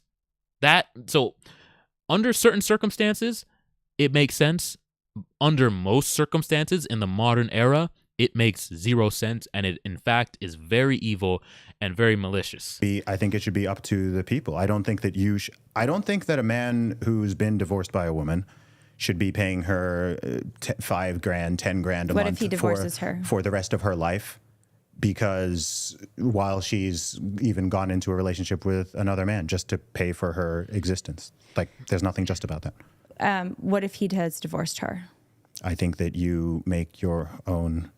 Yeah, I think the couple should decide what is fair and just between them rather than leaving it up to the state. My understanding behind alimony, and again, I'm learning here, so it's a alimony process. is like it's an old concept. Yeah, but it's an old concept from when women didn't work. But it's also not just when women didn't work. It's also the idea that when you create that family project together, or that again the sort of reality of a household together. Yeah. That typically speaking, there's economic value that the woman is bringing, whether through child rearing, bearing, or just household management. You see what I mean? They don't view it. They don't view it as, okay, I wasn't working, therefore I need money to survive. Even out of her own mouth, they view it as, I was there with you, and by virtue of me just being there in this marriage, I need a payout. Why?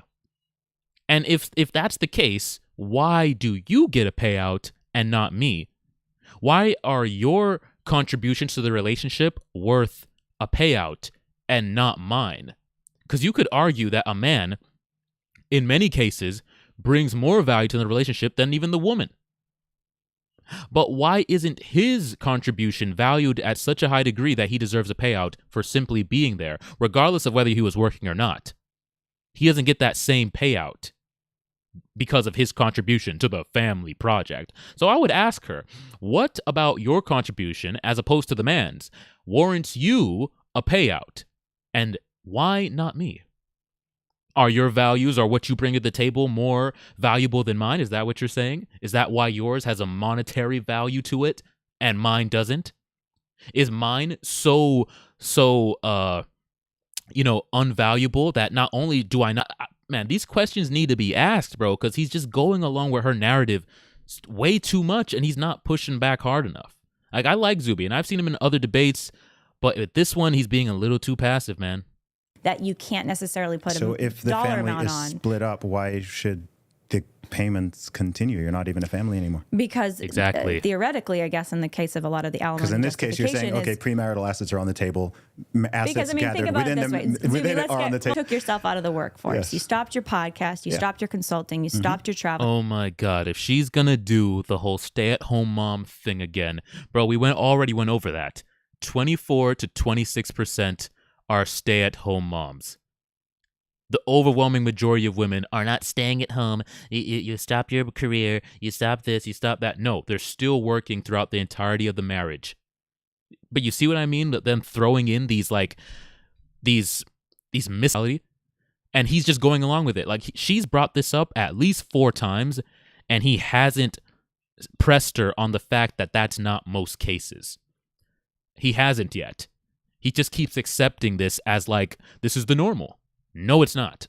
You stopped everything, stopped your social media, or you put on super slow burn, right? And you just literally bearing babies for 5 years, or you're like, putting together a new house and managing household systems, and you're really First of all, women aren't even having as many kids as they used to, so you're not just bearing babies and taking care of the household. Like I said, just another false depiction of reality, of that, as if women are just pumping out babies left and right. Then why are we below replacement rate?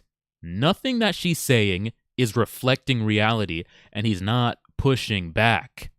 devoting yourself to that, right? And your income, of course, is going to take a nosedive, let's say, sure. and 5 years later, it's on the rocks. Let's just say for whatever reason it's ended. Maybe you didn't even choose it. Maybe you did, whatever. And it's over. I think the alimony argument is you just invested yourself, your talents, your heart into this relationship and into this family structure, right? And the other person's just they're still getting that paycheck. Their career has actually gone up. They're doing really well. And so in the family court system, my understanding is, okay, well, that person should get something of that because they helped make that happen. For all the future after the relationship, that's insane. To some degree, and that's what's debated in the family court. Okay, Like how much? What? Can you imagine paying for someone's existence? Like giving them a lump sum after it ends, that I could see that.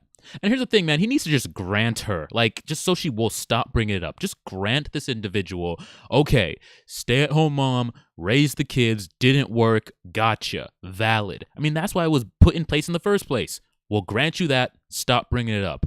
Now, let's talk about all the other cases that aren't that. Because she keeps harboring on that and trying to make that, because guess what? That's the only one. And he hasn't brought her off that subject. So just grant her that, and so she will stop bringing it up. Because, like, every other situation, why is the woman getting a payout if she's working, if she has money? It doesn't make any sense. They get How wealthy is the guy? I know exactly. I know we're struggling on time, so let me land the plane, which is that we're both pro marriage. And we would both like very much, for more people to get married. And to stay married. And my point is that I think that by normalizing prenuptial agreements, that will aid that aim. Because no man of you can take it out of a man or woman, someone of means or who's on that trajectory, who is hearing, wait, so there's no fault divorce laws. I can do literally nothing wrong, and this person is entitled to premarital assets, during marital assets, and then also a portion of my future income, potentially indefinitely, just because we got married at some point, and then but they there's a themselves lot of chose to other break. reasons to it, as I was kind of walking through. It's not like I think you're making it sound a lot more arbitrary than I think. There's a lot of historicity, like even in British common law, and there's a lot of history in the United States. But we don't live in those times. To it. But the divorce rate used to be under 1%. But but we still live in the times of like human nature of man and women and how family systems are built, and human nature is the problem. How Human nature is the exact. But in this particular situation, women are the ones leaving. Women are the ones leaving the situation. So we need to address their nature, and men addressing their nature are somehow viewed as evil. As viewed as doing something wrong, not fully committed, not with the spirit of marriage. It's like, no, bro, like we're not going to get screwed over just so you can benefit. Bro, premarital assets during the marriage, and then you still have to pay her with money after the marriage? How? But that's just. It's just from her perspective, and it's unjust or unjust for you to acknowledge it and take any measures to protect yourself from that system. That's insane. That's insane. I think my last word on it is I think more prenups are actually going to lead to less trust and more brokenness in marriages, Wrong. and not necessarily more marriages either, because it's again the posture of marriage is something to protect yourself from. And so you've got to do this complicated legal work in That's advance. the red pill conclusion. So, I'm trying to. But maybe we need to do a part 2, and I think it'd be cool do. to have a divorce attorney on sure. too to talk about the ins and outs of this. But I appreciate you No doubt, fleshing it Lila. out more. I wish we had a little after more our time. ex little Yeah. conversation. And where can people find your stuff, Zuby? Sure. I'm on all social media at Zuby Music, Zuby Music, and my podcast Real Talk with Zuby is on all the usual platforms. Awesome. Thanks. Man, I enjoyed the debate. I did. I enjoyed it, but he could have done more. He could have done more. I want to hear what you guys have to say about the debate. Or just, it wasn't even really much of a debate. I mean, he didn't do much pushback. He did, but every time he tried to, he was very sheepish about it and then just made her ramble on about the same topic of the state. So what do you guys think? I'm going to see if I could find, maybe they had a part 2, because they did say they were going to do a part 2. So maybe I'll go check. Maybe they have a part 2 where they can dive into it more. But I enjoyed it. But I want to hear what you guys have to say in the comments section. Do you think the red pill is wrong about marriage? Do you agree or disagree that men should engage with it as it is? Do you agree with prenups? Are you going to get a prenup? Or are you just going to go the strictly religious route and just no contract?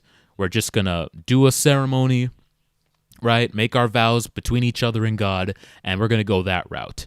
Because I think that, honestly, is if a woman is willing to do that with you, that is a huge sign of a trustworthy woman.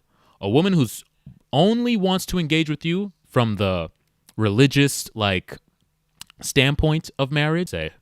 Because most women, they'll say they want the religious thing, but they're really just going for the secular, the state contract, and it's not beneficial to you. But let me know what you guys think. I enjoyed it. Maybe a little frustrated, but overall I enjoyed it. But okay, guys, that's the live stream for today. I'm probably going to be back on tomorrow as well with another video, and I think the day after that as well. So stay tuned, and until next time, guys, take it easy.